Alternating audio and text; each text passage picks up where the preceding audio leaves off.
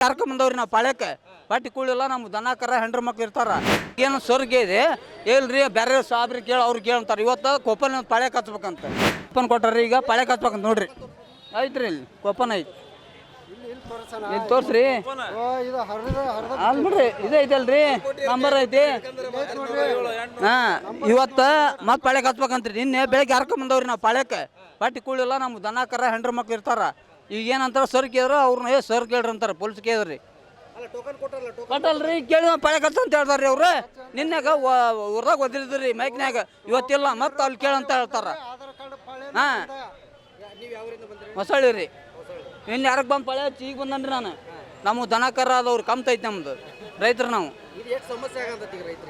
ಎಲ್ಲ ರೀ ನಮ್ಮ ದನ ಕರ ಬಿಟ್ಟು ಎಲ್ಲ ಬರ್ತಾವ್ರಿ ಸರ್ ನಾವು ನಿನ್ನೆ ಕೊಪ್ಪನ್ ಕೊಟ್ರಿ ಆರಕ್ಕೆ ಬಂದು ಪಾಳ್ಯಕ್ಕೆ ಹಚ್ಚೋರು ನೋಡ್ರಿ ನಂಬರ್ ಐತಿ ನೋಡ್ರಿ